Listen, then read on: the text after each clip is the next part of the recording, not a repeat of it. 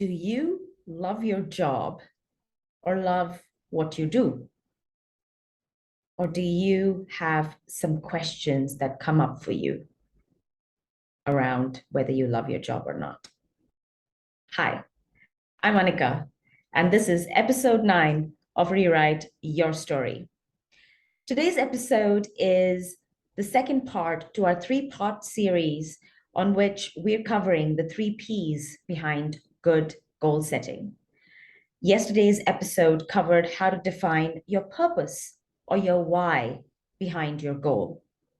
Today's episode is going to cover how to identify and define the passion that you have, the connectedness that you feel behind the goal. All right. So let me ask you again. Would you be able to stand in front of the mirror and say to yourself, I love my job, or I love what I do?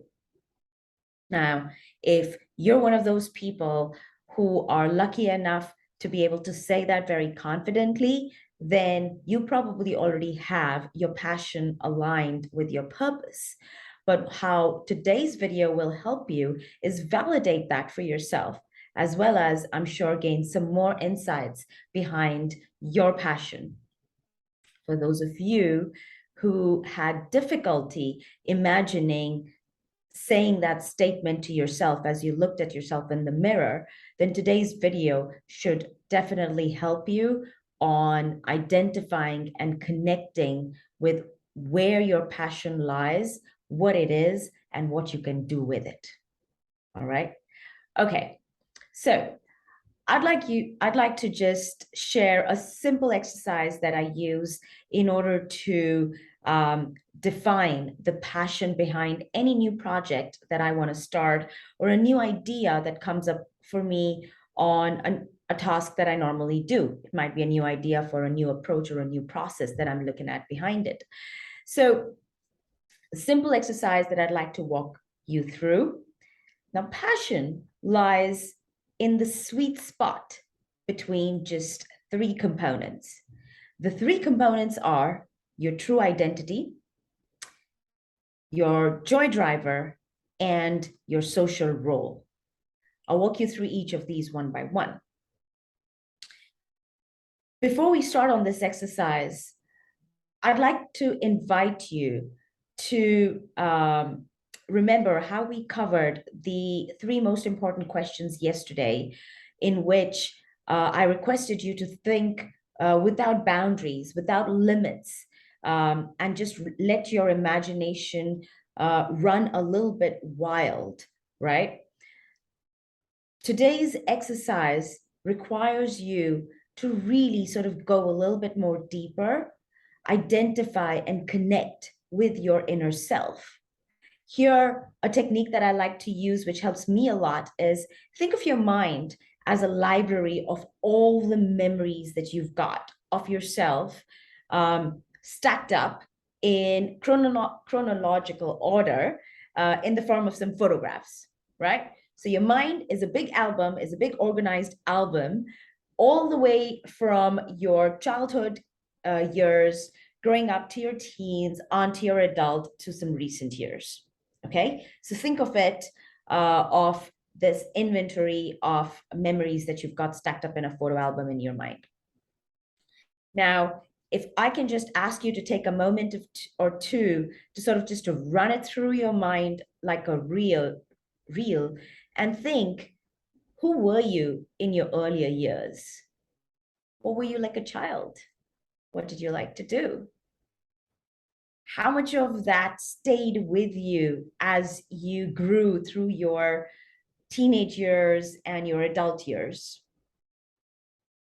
How much of that got left behind? How much of that would you like to reignite again? Okay, I'd like you to just take a few moments to think about this before you start on the exercise. All right, so let's tackle these one by one. True identity. Now, true identity is our core, really who we are within ourselves as people, as individuals, before any of the relationships that exist in our world, who we are to ourselves. True identity sits at the bottom of a stack of borrowed identities that we adopt along the years from our childhood onto our teenage and our adult years as we graduate out of high school into university and then into jobs and into getting married or career moves or country moves, and the story continues.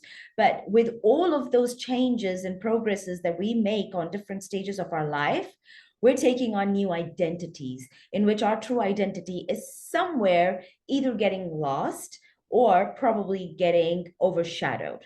Yeah. So we want to bring that out again. We want to reconnect with that true identity.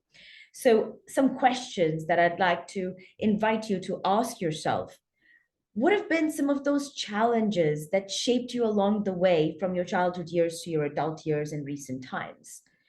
What made up the person that stands before you today? What were your values that stayed on, that probably strengthened you as a person as you moved along? What were those values that you left behind that you thought were probably not helping you anymore in your progress and growth?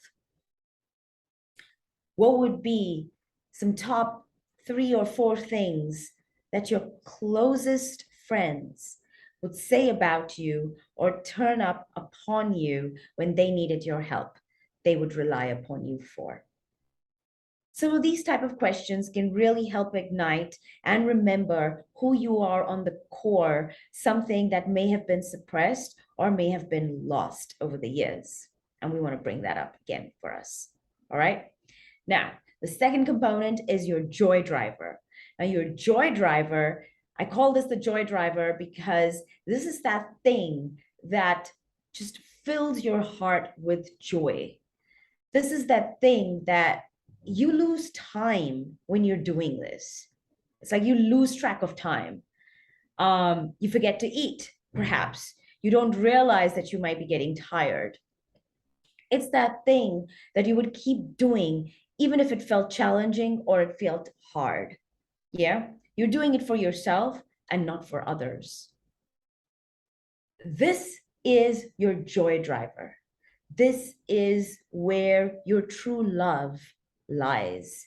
And if you don't have this behind your goal, then it would be very hard for you to be passionate behind the purpose that would drive any goals that you set for yourself.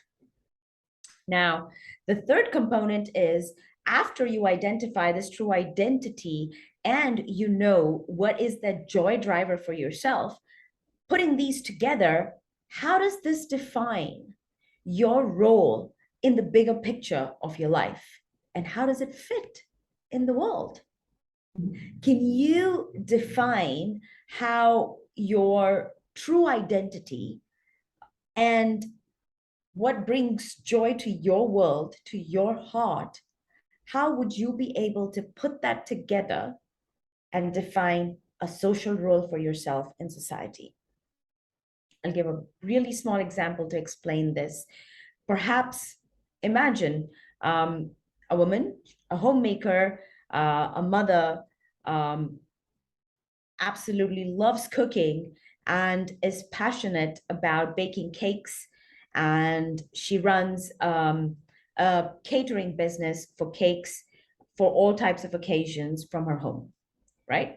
So her true identity drives her to find this joy driver, which is about baking cakes.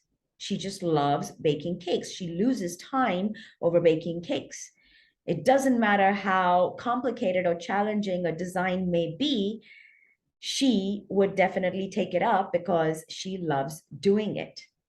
Her social role about baking cakes is probably attached to some form of sharing joy and happiness out of her true identity. And baking cakes is her expression, her medium of sharing that joy and happiness with her clients, who are then able to make beautiful memories for themselves. Yeah. So this, going through some of these questions, asking yourself, identifying with your true identity, and defining that joy driver for you, bringing those together on how you can define that social role in the bigger picture of the world will give you the passion behind your goal setting. In tomorrow's video, we will cover the third P behind good goal setting, which is about practicality.